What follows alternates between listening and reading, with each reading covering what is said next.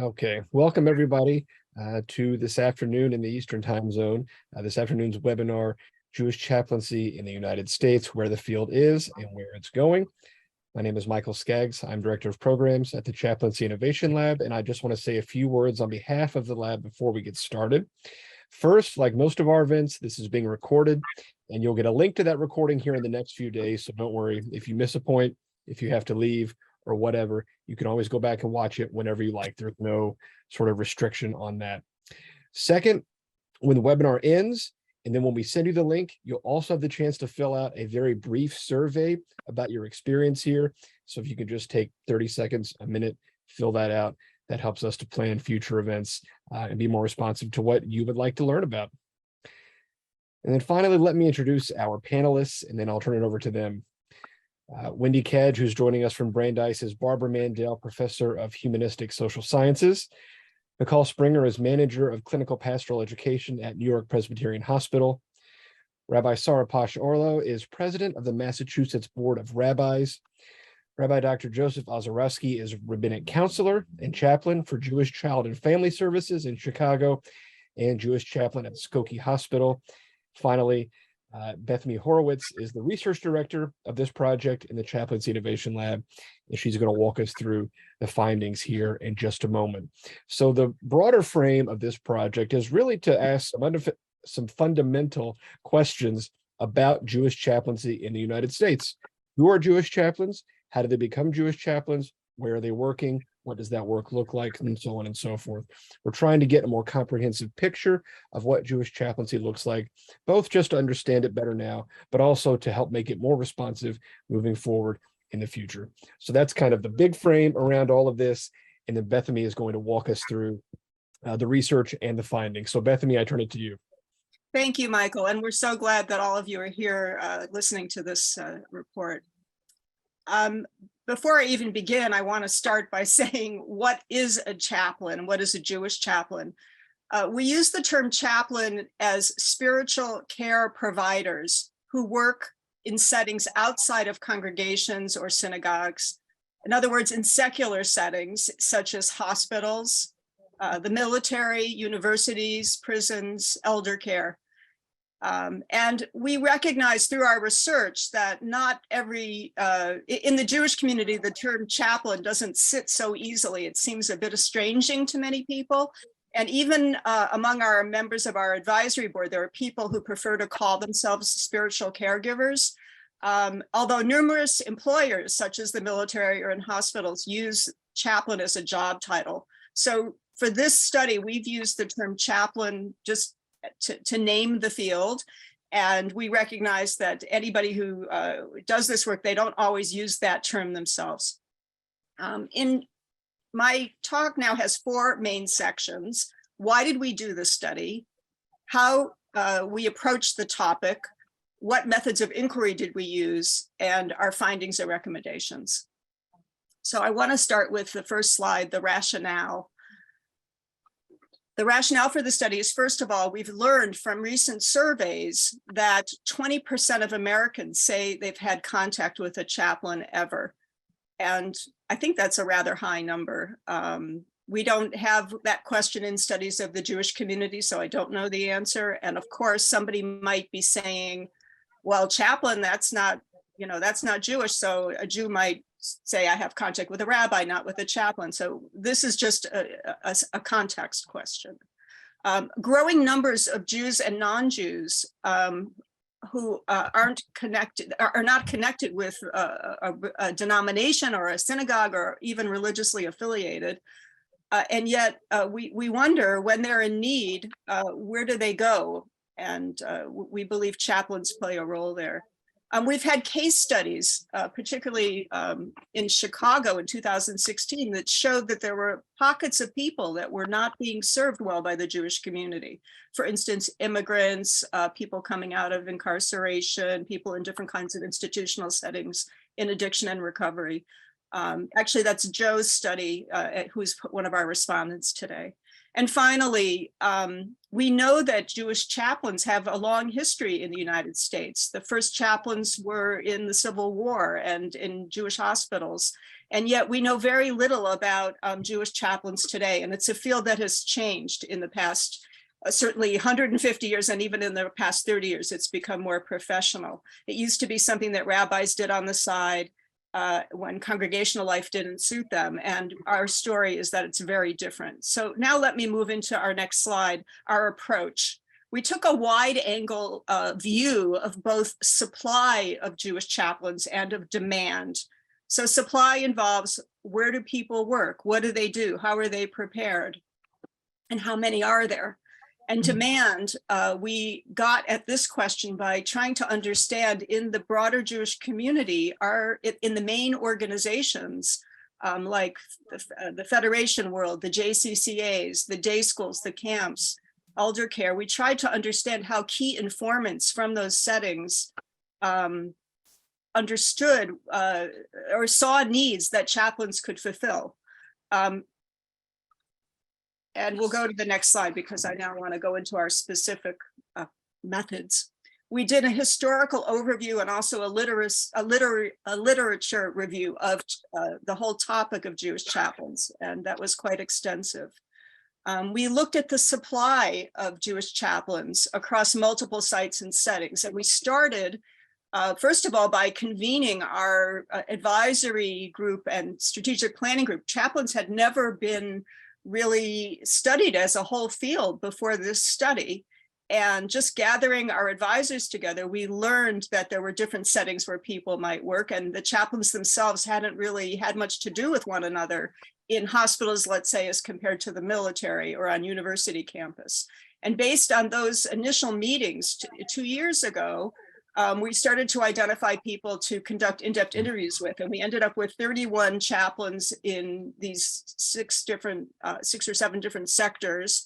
And then we expanded, after we did that study, we expanded our inquiry to do a survey of chaplains in the United States. This was a convenient sample. It's not a representative sample, but we learned quite a bit from it. We then estimated the number of chaplains in the United States, and we moved on to looking at the way that chaplains are trained. And for this, we interviewed in depth 12 educators of professional chaplains. And we also scanned what the various seminaries from Yeshiva University to points more liberal do in terms of attention to spiritual care, pastoral care, and chaplaincy. And finally, we documented, we investigated something called Jewish community chaplaincy, and we sort of created a geography of this important phenomenon that I'll say more about afterwards.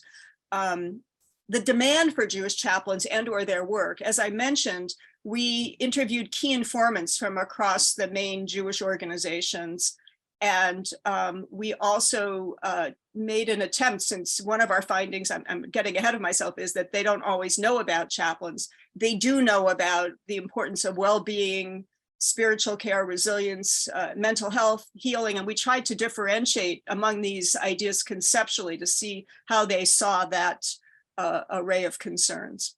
Next slide. So our findings begin by, first of all, the fact that we see 3 main contexts that shape Jewish chaplaincy.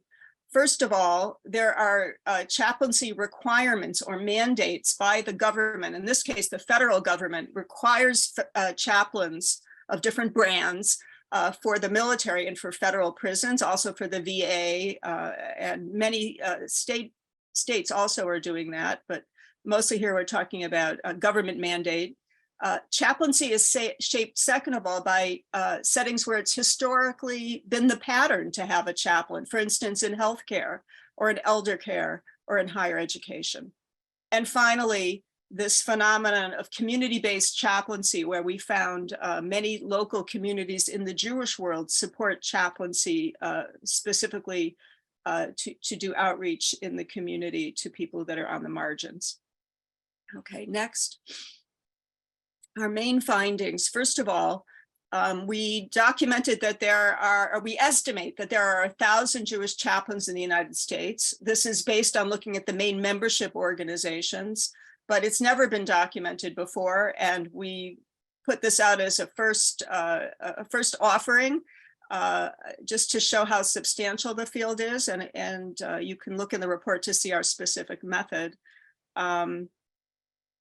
But with so many chaplains, one of the things we discovered was they're kind of hidden in plain sight, because even with so many chaplains, chaplaincy work itself doesn't seem to be terribly visible to the key people we spoke to in the Jewish community and in Jewish organizations. They don't seem to know about it. And when they do, they under recognize the importance. In the past, as I said before, chaplaincy work was often done by congregational rabbis. And yet our study documents the growing professionalization of chaplaincy among Jewish chaplains. And we saw this in a few ways. First of all, the seminaries and rabbinical schools, of the 11, 6 require what's called clinical pastoral education, which is a board certified route to becoming a chaplain. And these schools require a field placement, an initial taste, actually a little more than initial exposure to this way of working and learning how to be a chaplain. And many chaplains go on to become certified. And second of all, when in our survey, we learned that nearly all the chaplains who work full-time in positions are certified, are CPE trained. Not all of them are certified, but certainly in the hospitals and in other settings like that, in hospice, they're increasingly required to have board certification. So it's a new chaplaincy than maybe some people who've heard about chaplains in the past understand. And then the final main finding I want to highlight today is something I alluded to earlier, which is that chaplains, Jewish chaplains, are really interested to meet one another and to comprise a more unified field potentially across their different areas of specialization. We have recommendations. The very first one is that our study suggests and we recommend integrating chaplains into Jewish communal leadership. As the Jewish community itself seems to be pivoting towards, in the 21st century, towards concerns about individual and communal resilience and well-being in the face of all the pressing challenges around us, chaplaincy and chaplains have a role to play. So we'd like to see Jewish chaplains be integrated into the concept of who is a Jewish leader and what does leadership entail. Our research shows a wide range of what sociologists call connective labor that chaplains do in connecting with individuals and really supporting them in their spiritual and existential needs and their needs of their institutions. So we'd like to see the community and different organizations do more to take stock of this wider conception of Jewish leadership and to include chaplains and chaplaincy in their programs. Our second recommendation is that we'd like to call for more pilots of research-based interventions that particular agencies and settings would take on with chaplains and chaplaincy organizations to try to build demonstration projects and ways of working on the demand side. In social service agencies, in camps, in schools, among teens and their families. There's been a lot of attention to this more broadly in the Jewish world today, but sometimes and typically it's been framed as a mental health concern. And I would say that not all problems need to be medicalized. Now, certainly there are mental health issues, but chaplains are there to sort of hold and bear, sort of care for the person and the family, and it's in their wholeness, not limited to a particular kind of concern that might be specifically mental health. Our next recommendation is to build the profession of Jewish chaplaincy, and we call for ongoing opportunities for Jewish chaplains to connect across their particular settings and sectors. And finally, we noted this emergence of something called Jewish community chaplains, It's going on in 25 cities that we could document, and it's been supported historically in 50 cities. And this is something that local federations and or their family service agencies might be offering to reach people. And I'll give you one example of why this has become more important.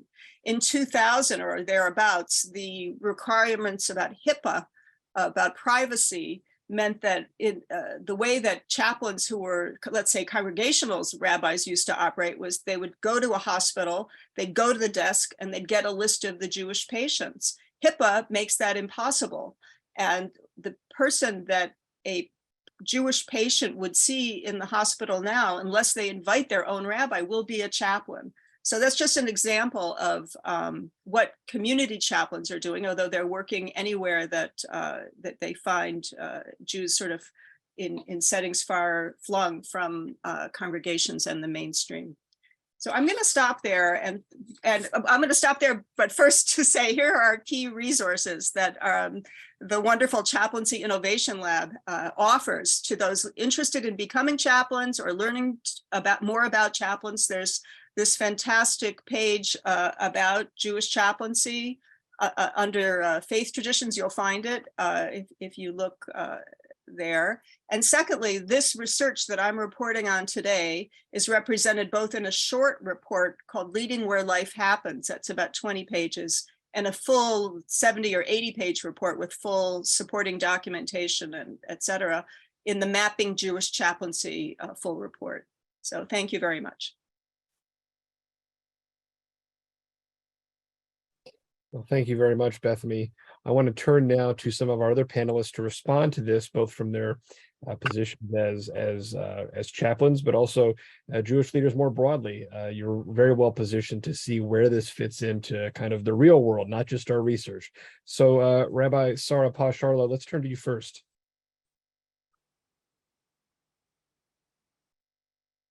I'm sorry, you're still muted. I'm off of mute now. I was just responding to one of the questions on here, so I apologize. So Mychal, tell me again the question you just posed. I apologize. I was writing a chat. Not at all, not at all. I'd like to know what resonates from this work. Okay. In what you have done, and then also what challenges you, what you don't necessarily recognize. Perfect. Thank you. So first of all, I want to just say I never had the opportunity before being involved in this project to have the cross-sector conversation that we had. And that just was amazing. You think you've been in this field for 20 years, and then you realize there are very basic things that your colleagues are doing in other sectors of chaplaincy that I've just been unaware of. So there's so much I don't know, and that need for networking among chaplains and expanding the field's understanding of itself in that way seems so critical. I also feel like it really brought to the fore the crossroads that we work at, meaning the secular America, Jewish communal life, human need, and Jewish spirituality. And sort of that nexus point that is so critical and that hasn't really been raised up and brought out. I'm also aware that I often spend so much time explaining my role. Like, you can't say chaplain and have people know what you do.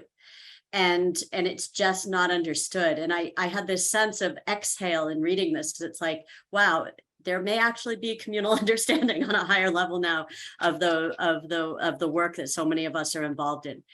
And the potential. I remember being called in for years. My kids' day school had used a social worker after a tragedy happened. And there was this moment when, because the school knew me, they called in chaplains instead. And it was like, yes, we can be there to do this very critical time of need in other settings, and that we are just we're overlooked for.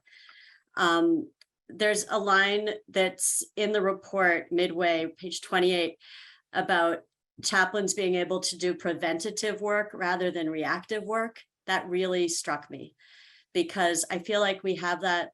In some places, we have more of that opportunity as chaplains, and others less, but that overall, that feels like a very important place to be looking. What I mean by that is, as in senior care, you get to do a lot of that. In hospital care, you get to do very little of that. In hospice care, you get a mix of that. in terms of whether you are there for crisis or whether you are there to support the ongoing needs of individuals who go through a lot of crises along the way. Another frontier that gets poked at in the report a little, but we don't go to fully, is home care. And as we downplay senior care, as nursing homes become less funded and capable, and we try and do much more aging in place, I see a really key place for chaplains to not only fight the isolation of people, but be the connector back into Jewish communal places, also remotely. I should probably stop, but I could keep going. How much time? What do you want me to do, Mychal? We have plenty of time this afternoon, so by all means, please take a few more minutes. Okay. So just looking at the recommendations, I find the networking to be so important. I had the opportunity a year ago during COVID to reach out to chaplain leaders across the country in different places to see if we could together get some grant money, and realize that no one had done that before. Like, it just hadn't been done. I would call people and it was as if I was calling from the ether world of like, what, I exist, and that we could potentially do things in Chicago together with Boston. And it just hadn't happened, that we could be credible for large funding if we could talk to each other and think about how we get to some of the issues the community needs together as chaplain leaders. And so I just think the potential there is enormous. And NAJC could play a role in that. Thanks for your chat, Elise.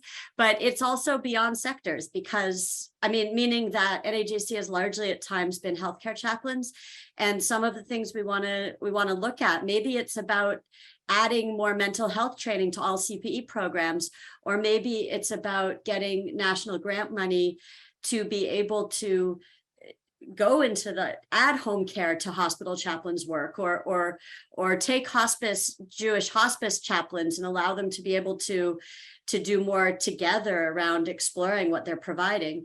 So the networking feels like it has a tremendous potential, and the leadership as well. I feel like every person. I was the director of spiritual care at a large hospital system and senior care.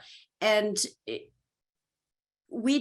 there was no model for how to rise up in that role and how to build that role. And it was tremendously exciting to do it myself, but at different times I coordinated with or networked with other people, and there's just so much we can learn from each other, but also it's not a Jewish leadership pathway that's been explored. And so, a few of us would gather at different venues that we belong to anyways, whether it's the Rabbinical Assembly or Wexner Institutes or different contexts we might belong to. We would get together and begin to do that work, but it hasn't been captured. It hasn't been, and it's happening more now. The RA is advancing this now as a greater area of focus, but we're really at the beginning, and we can learn from each other. This entry into key conversations is just sort of, again, I just feel like breaking down the silos is so, so important. And I would be in conversation with, for example, CJP around specific grants, but it was so evident a few times I was in meetings where their leaders on senior care or something would be there, and the level of understanding and knowledge, it was all on the agency side of the table. It was just, there was so much more potential for how we could have informed each other's work. So yes, that's why, this is a great big yes coming from me to the recommendations and to the potential to be growing this field. I'll stop there. Thank you very much, Sara. Mychal, let's turn to you next. Thanks, Mychal. It's great to be here today with everyone. I just want to say some great appreciation for Wendy for your leadership, and Bethamie for your hard work on this, and Sara for your teamwork. And great to be here with you, Joe and Mychal, as always.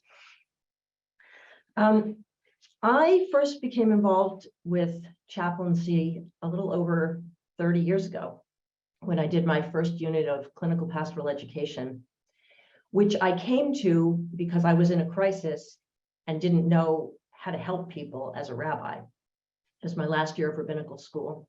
And I was fortunate to have Sister Teresa Brophy, Alea Shalom, may her memory be for a blessing. And as I worked with Teresa, I fell in love with the work of chaplaincy. I learned a lot about how to help people from a spiritual perspective. And Teresa gave me a new name. I love collecting names. And the name that Teresa gave me was Rabbi on the Margins. And I never knew how, I didn't understand how much that name would carry with me in so many different ways over these 30 plus years. But I spoke at a conference celebrating the 10 years since the ordination of women, where I used that name. It was the first time I'd used that name in public, and found that so many people were interested in what it was to be this kind of a rabbi on the margins. And as I was thinking in preparation for our time today, I realized that in the course of my career, I have both accessed that rabbi on the margins and increasingly felt like I was not on the margins. So doing this study showed me both how far the field has come in not being on the margins. There never would have even been a study like this 30 years ago. It wouldn't have even been conceivable. Wendy wouldn't have existed to say, look at this thing, to study it. No, it just wasn't possible. And in that way, no longer rabbi on the margins.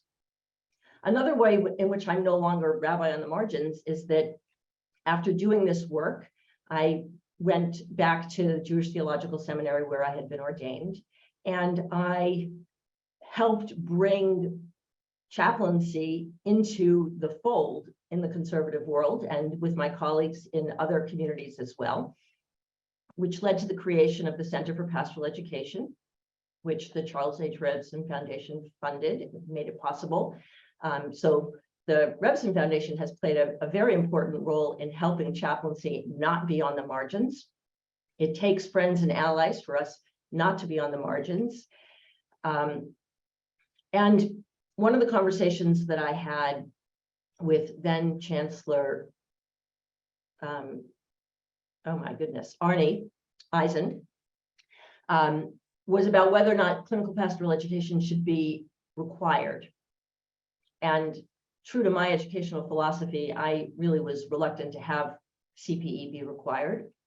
But it turned out that it was an important step forward to have CPE be required for all rabbinical students in terms of understanding that the skill set that chaplaincy involves is an important skill set for all rabbis, cantors, clergy, and religious leaders. So that process of having a major Jewish seminary embrace chaplaincy as a key part of spiritual leadership has made me feel that, in fact, chaplaincy is no longer on the margins in the same way that it was when I entered this field 30 years ago. And yet, when we started this study, and it was really Wendy's vision about including people of all different backgrounds in relation to chaplaincy, including people who simply called themselves chaplains, whether anybody else recognized them as chaplains or not, to really understand the fullness of who is functioning in the world in a chaplain-like way. As we entered into conversations with people of all different backgrounds in the chaplaincy world, I could hear the way in which there is still a marginalization. And partly it has to do with education. The world of hospital chaplaincy, the world of hospice chaplaincy, and any other place where it's normative to have CPE, which is an accredited program with certified educators, anyone who is inside of that umbrella has been welcomed into the mainstream much more than people whose chaplaincy lives are not fully fostered by CPE. Now, as a CPE educator, I like to think that CPE is this flexible model that equips people for all aspects of chaplaincy. But I've discovered in this work that we've done together in the Mapping Jewish Chaplaincy project that there are people in segments of chaplaincy work who are still inventing it themselves, who don't have enough support for the particular ways in which they are functioning as chaplains.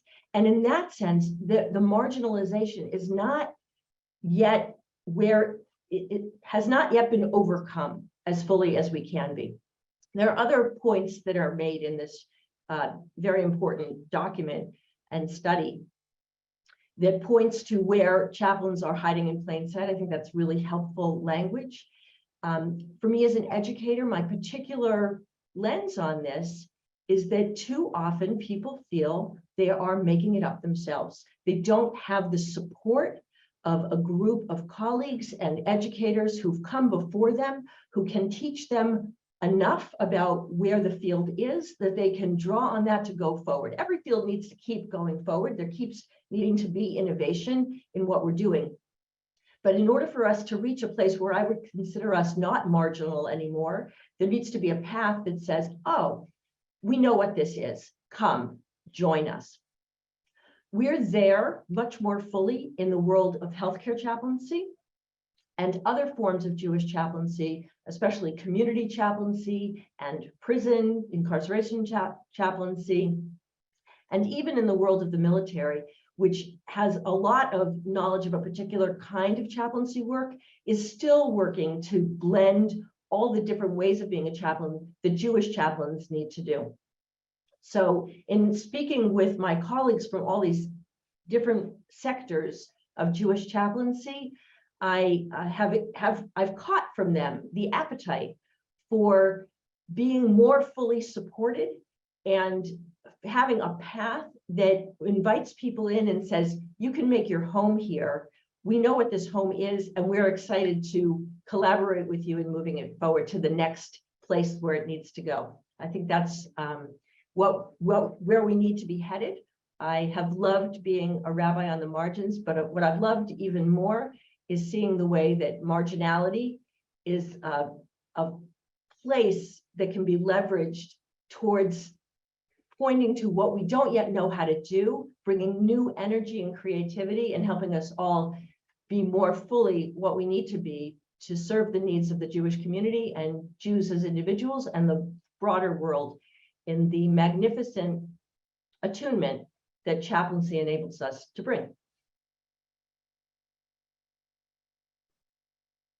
Thank you very much, Mychal. And I want to take this chance to offer a plug for the textbook that the Chaplaincy Innovation Lab published over the summer. Mychal was a co-author of one of the chapters in there, a very important chapter. And so if you want to learn a little bit more about Mychal's approach to education and spiritual care, I encourage you to check that book out. And then finally, Rabbi Joe, I know we were worried that we might lose you in the middle of this, but you appear to still be there. So let's turn to you.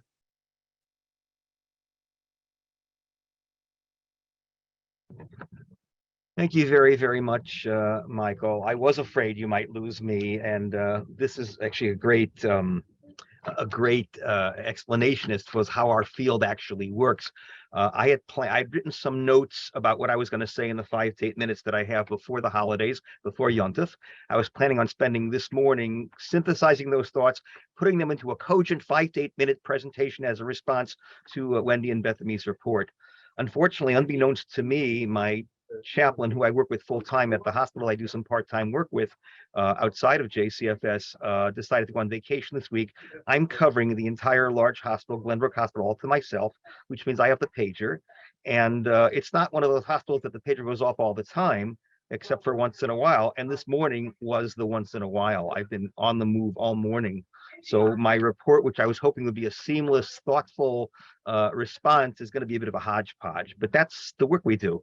We live on pagers, and we're responding to needs and responding to people who actually need the type of support, spiritual support and emotional support that we can offer. But I will share with you what I do have. Mychal suggested we talk a little bit about what led us into chaplaincy. So I'm going to start with that. My interest in chaplaincy started when I was a congregational rabbi for many decades in various places. I did my doctorate literally on Bikur Cholim and Avelut, visiting the sick and illness from a Jewish pastoral perspective. I got a book out of it, my first book, which is used sometimes in CPE programs.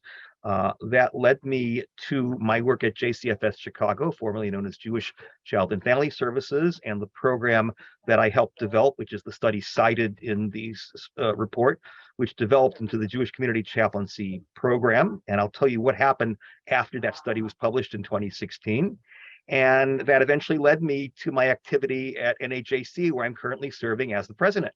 So I'm speaking here with a number of different yarmulkes, personal in terms of my interest, intellectual in terms of my research and written work, professional in terms of my job and the program that I helped create and run, and organizational, because I'm speaking for NAJC as well, and I believe I can do that as the president. So with that introduction, let me first of all say thank you to Wendy and Bethamie and the entire team for an amazing study. This is the first time anything like this has ever been done. Yasher kochachem. It's major, it's a massive piece of work.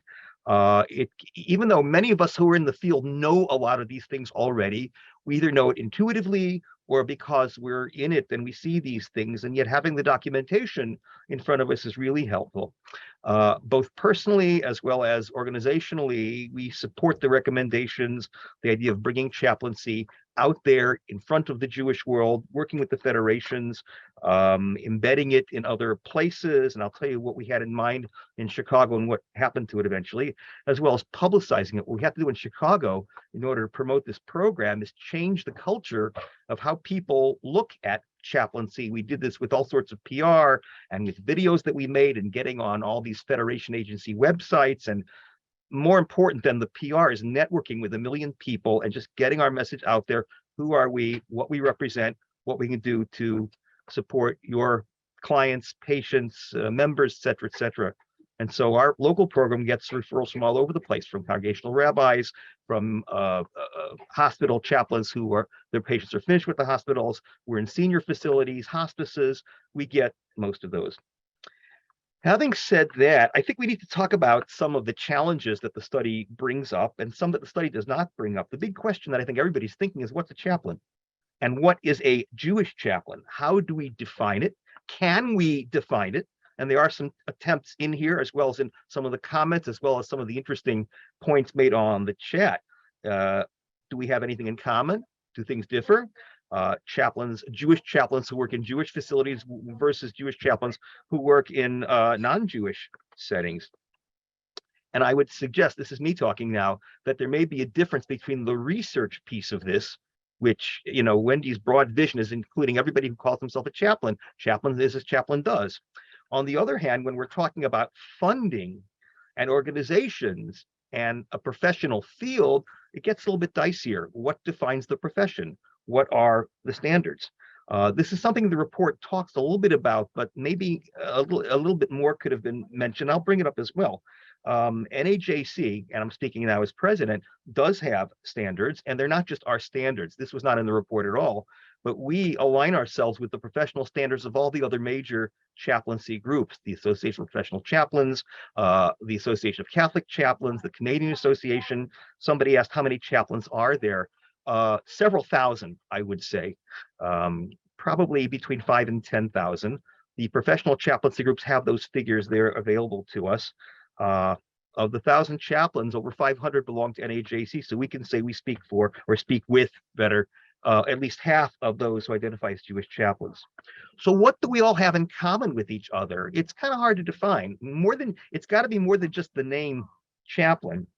I would venture that the starting point that we can use, as Mychal noted, is a CPE. It may not be the finishing point. It could be the starting point, because it's the emerging, or has been the emerging standard for chaplaincy training in healthcare. And in healthcare, I am including here mental health care, as well as community chaplaincy. I can tell you that in my program, we won't hire somebody without CPE.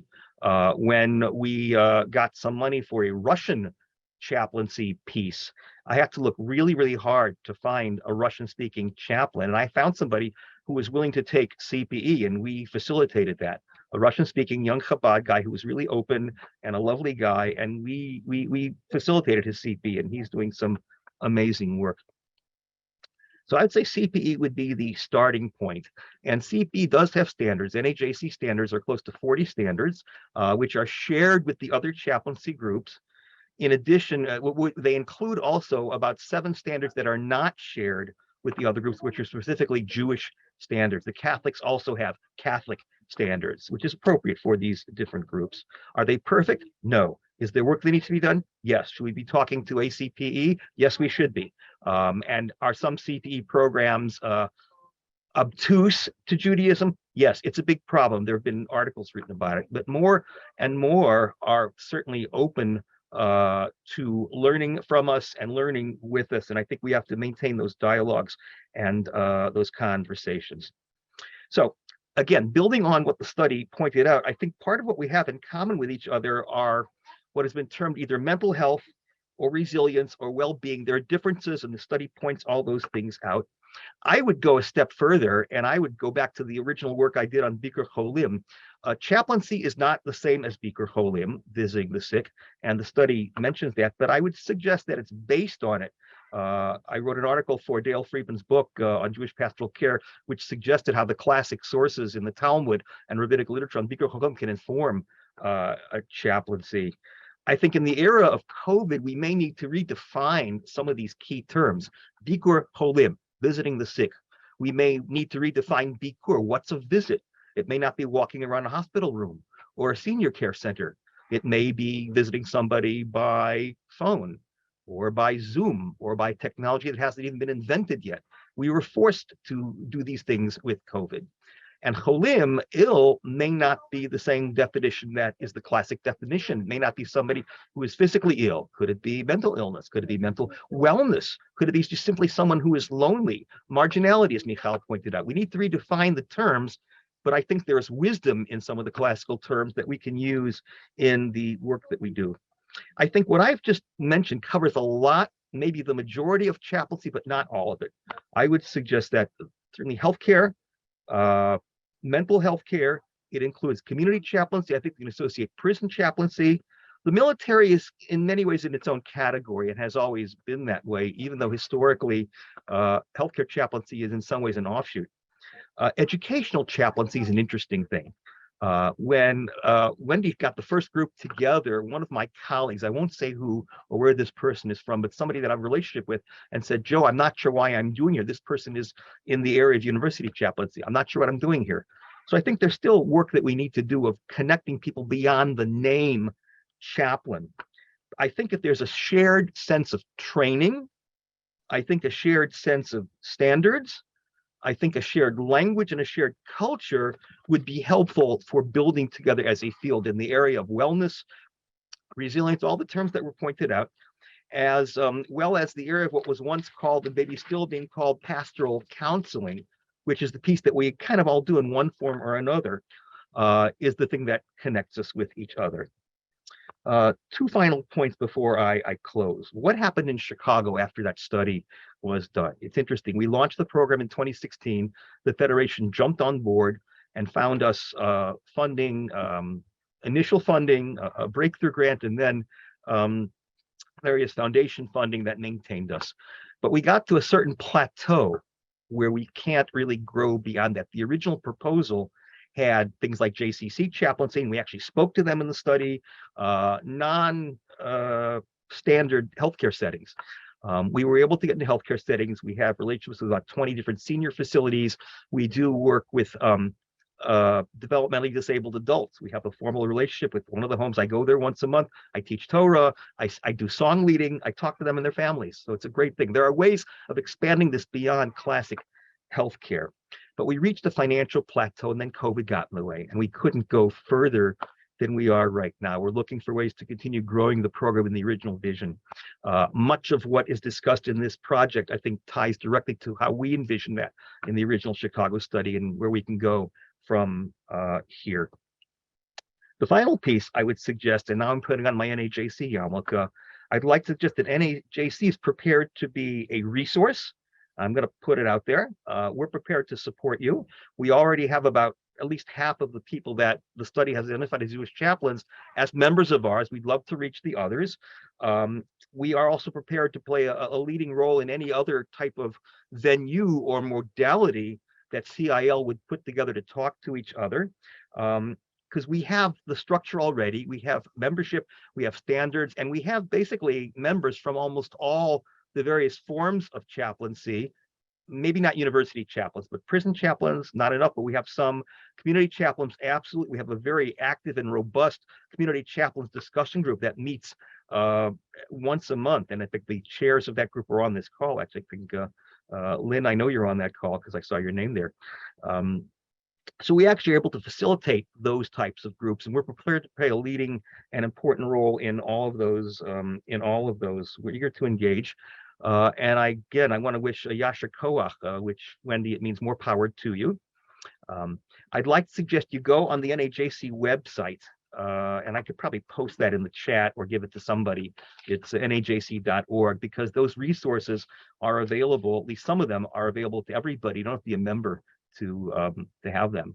And even if you're not CPE trained, you can join NAJC. We have a general membership category as well, and people are always welcomed. And for anything that will be created beyond NAJC, we're prepared to stand with you. And I'm really honored to be a part of the study and part of whatever happens moving forward. And thank you very much for inviting me. Thank you all for your wisdom and your generosity of your time and knowledge here. It's been so wonderful to hear from all of you. We have some time for some additional Q&A. I know that Bethamie's been very active in answering questions there, but we do have about 12 minutes left here, so we have some time. Wendy, I want to ask you a sort of a pure numbers question, because we've been talking about a lot of conceptual material, but from a numbers perspective, tell us a little bit more about the number of people that were involved in this and who they're actually serving, what that kind of mismatch or overlap looks like. Yeah, thank you, Michael. Great question.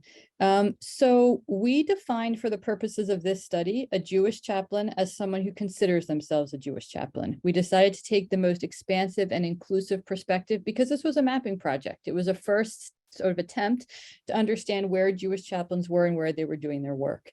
We didn't specify if the chaplain was serving Jews or non-Jews or a mix. We didn't have any definition that people had to check to be included in the project. And we were very aware, one of the main things that will come out in future papers is about the broad range of individuals that Jewish chaplains serve. It has a lot to do with their settings, right?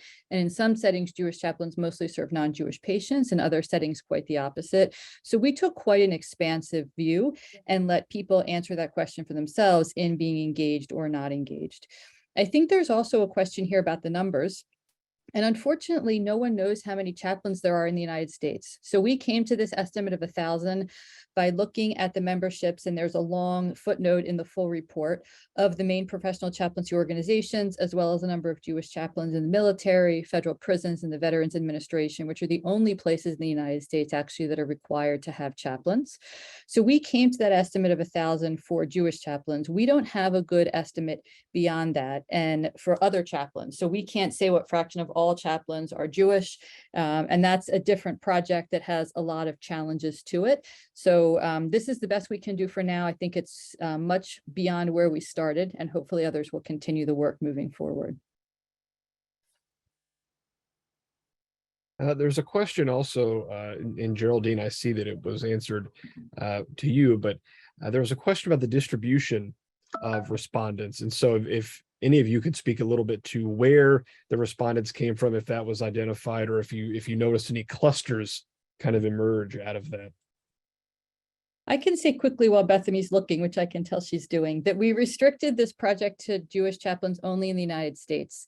I had done some previous work, and I can put the link in the chat about the emergence of chaplaincy in Israel, which is a very, very interesting story, but not the story we're telling here. Bethamie, did I give you enough time? You gave me enough time, but we didn't include the distribution. I think there was something in the way it was asked that made it hard to report. I don't think, I don't have an answer. We had a distribution from across the country. I can't tell you how even it was in relation to Jewish populations and whatnot. So I'm sorry, but it's certainly not all from New York or all from, the major cities. There was a distribution across places, but I just don't have it reported here. We made sure to have people west, mid, and east, and also, but it was also somewhat who responded when we put out the request for the survey. The interviews were ensured to be spread out geographically, but the survey was somewhat about who responded. Yeah, the interviews actually were very well distributed.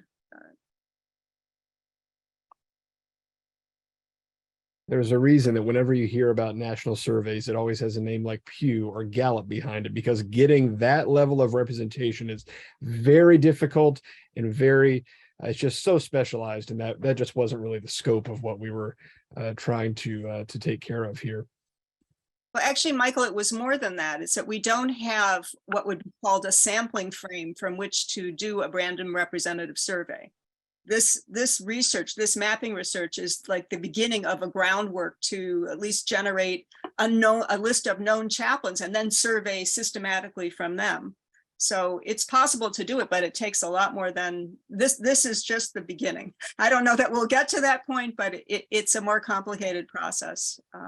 Well, and let me add that this was a research project, but we always at the lab want to err on the side of implementation and sort of sparking actual practice on the ground. So I saw a question in the chat about who's going to fund our recommendations, and we're here and ready to partner with anyone who wants to try any of these at any level.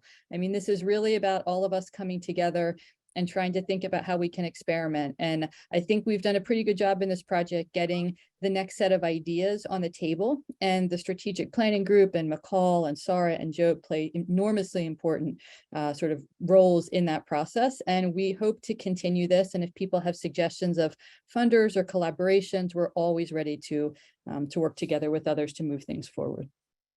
I want to, if I may, say something as the one person on this group of panelists who actually was an outsider in the field. I have to say, I came in not knowing anything about chaplains. I'm just a rabbi's kid. I knew what my dad did as a rabbi, but it was fascinating to learn about the kind of care work that exists and the kind of training that's needed. And the one thing we haven't really talked about is the way that chaplains in many different settings, let's say in the military or in hospitals, on the university campus, are working not only with Jews and the individuals there, Jewish or non-Jewish, they are working on the kind of ethos of the organization in relation to diversity, to being responsive to other minorities. Jews are in a way the first minority, one of the early minorities that had to be dealt with. And so we kind of were part of laying the groundwork for a multi-faith, or at least attention to diversity in religion. And so I think that's, as our country gets more diverse, and I think that the sort of partnerships that we see in the Chaplaincy Innovation Lab, I mean, this is something that not only Jews and Jewish chaplains deal with, but it was a story that was part of what we learned, or what I learned as a sociologist of American Jews entering this field. It was really fascinating to see how it sits in the broader story of American Jews as Americans. There was a question about sort of who, we've talked a little bit about who counts as a chaplain here, but there was a question in the Q&A about, well, who counts as Jewish here? And we fielded this as this is a survey for Jewish chaplains. And the only requirement was identifying as a Jewish chaplain. So what one's Judaism means to them or how it is identified, that was entirely up to the respondents. So we didn't put any sort of any kind of guardrails around that as well. I think we are coming to the end of our time here. And so I just want to thank our panelists again, Bethamie, for all of your work on the project itself and the report. Any of you who have been involved in work like this, you know that it takes so much more effort than it might look on the page, right? It's more than just writing a quick report. It's something that takes many, many months. And so we really appreciate all of that. Especially, I want to thank the Charles H. Revson Foundation that funded this project. We are so delighted that they share our vision for understanding the field better. And really, we literally could not have done this without them. And so I think our program officer is probably here somewhere in the audience. And so Lizzie, thank you for your work and the foundation as well. I do want to say, if you have found this webinar to be helpful or interesting or whatever, when you get the recording, just send it on. It's very easy. You're going to get it as an email, and so you can forward that to anybody. We want to make sure that as many people that could benefit from this do, and you can always go back and watch it at your leisure. So you will get that here in the next couple of days. Thank you all for being with us. This has been so delightful, and have a great rest of your day. Goodbye, everybody. Take care, everybody. Bye-bye.